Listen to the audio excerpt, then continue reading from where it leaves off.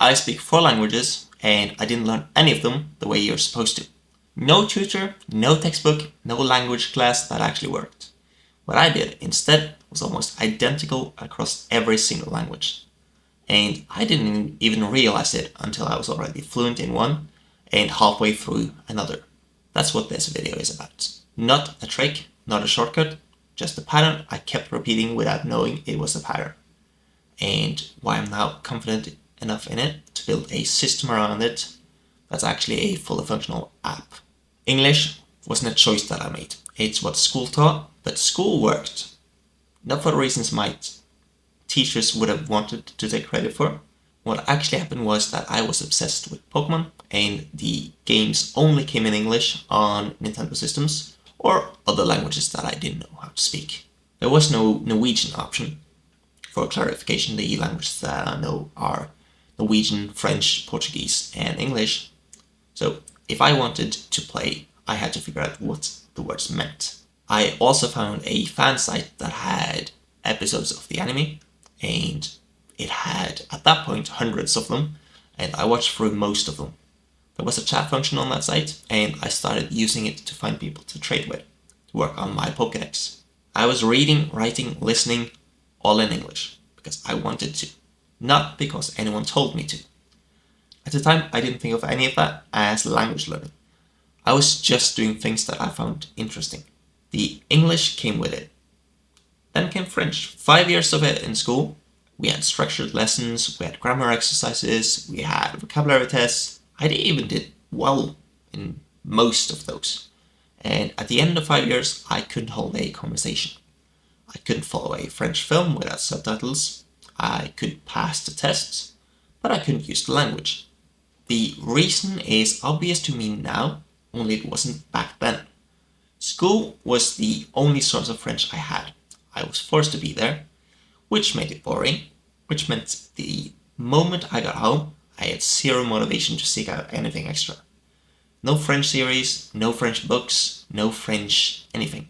Just the lessons, and the lessons alone were never enough. I left school thinking I was bad at French. I wasn't bad at French, I just never had enough input. After I had finished with my 5 years of French, I found Duolingo, and since I didn't want to continue with French at that point, that led me to Portuguese. I started on the app, same as most people, and then same as most people, I also got bored quickly. And because this was something I'd chosen to do on my own time, not something I was told to do, I started looking for other ways to engage with it. I found series in Portuguese, films, books, things that actually interested me. I wasn't thinking about language learning. I wasn't thinking about language acquisition. I was just looking for entertainment that happened to be in Portuguese. Learning, it came as a side effect, and that side effect was dramatic. Portuguese moved faster than French ever did, and with a fraction of the frustration. It was way more fun. And once I started realizing how much I was progressing, I also started to understand what had actually happened with English. See, I hadn't learned English in school, although it seemed like it. I had learned it through Pokemon and anime episodes and chat rooms, and school had just been running alongside it. I'd say most of my early vocabulary actually came from reading the Harry Potter books in English. And French, it had failed because there was nothing running alongside it. I didn't have any of the things that I'd had in English for French. Once I understood that, I went back to French. This time, on my own terms. I started with manga I'd already read in Portuguese, content I knew well enough that I could follow the story, even when my French wasn't good enough to catch everything. And it worked. French started moving. I'm not fluent yet, and I'm not a good speaker, but I can say that I speak it. 5 years of school didn't get me there. A deliberate shift in how I was consuming language did. The pattern was now clear. It wasn't about the language, and it certainly wasn't about talent. It was about input, real input, from content you actually want to engage with, in a context you've chosen rather than been assigned.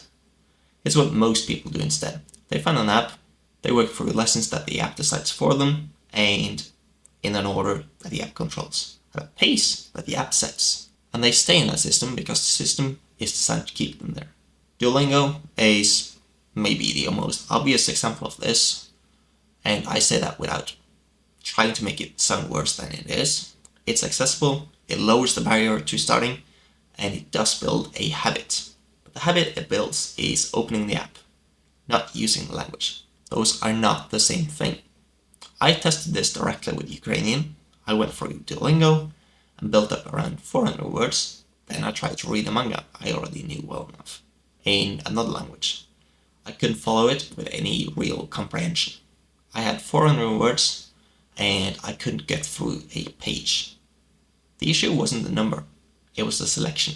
Duolingo had taught me a wide spread of vocabulary across a wide spread of context.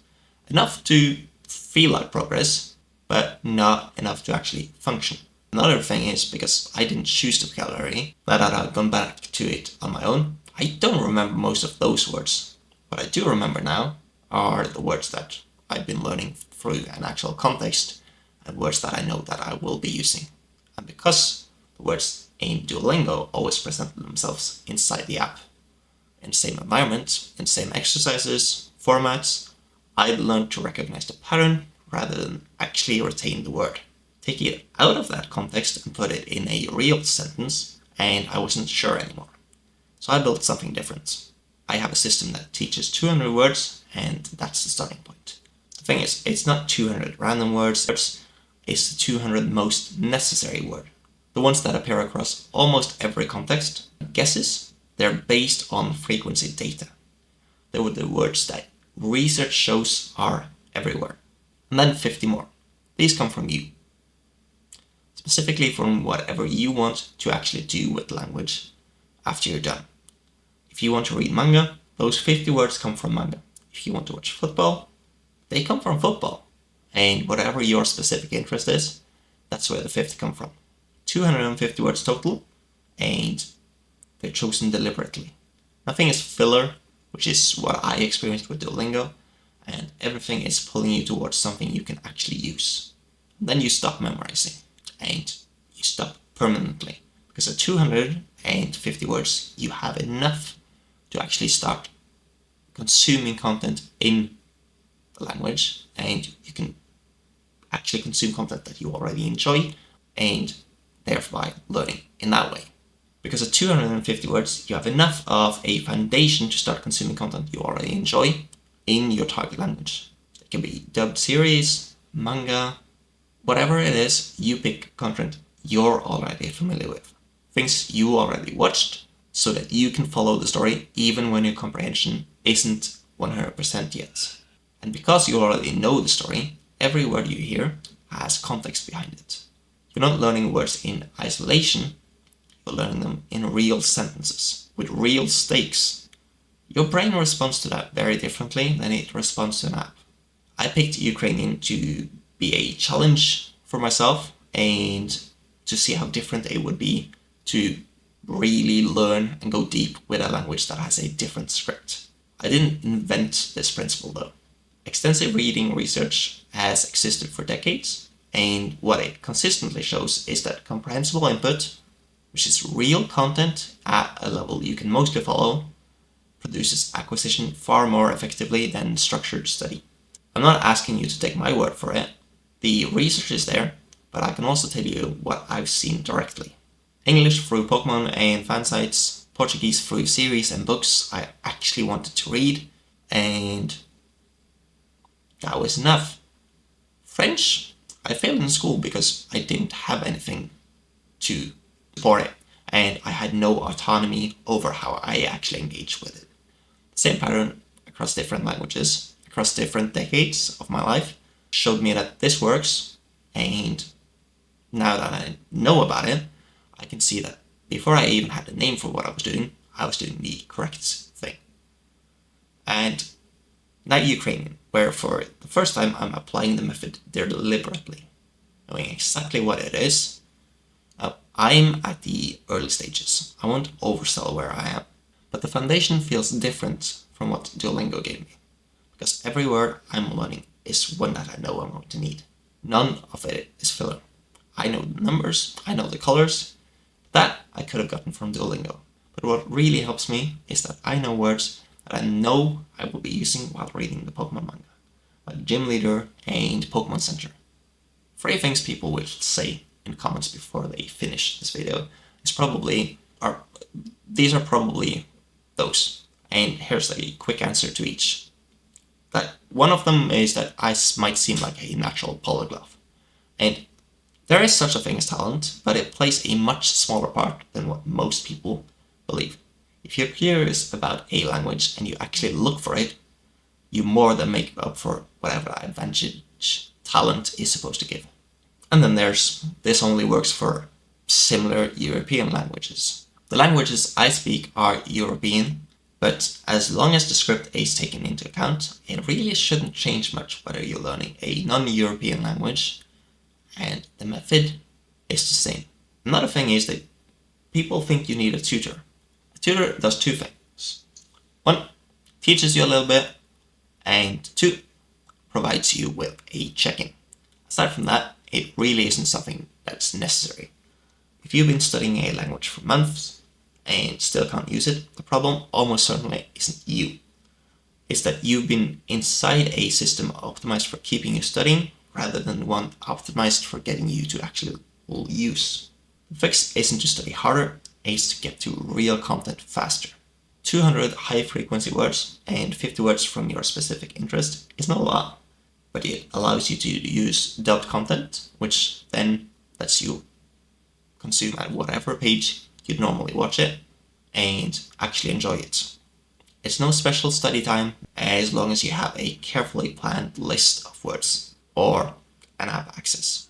Once that's done, the language learning becomes something you do with your hobbies, which could be watching content, reading books or manga, which is even better to start with. That's what language learning actually comes down to.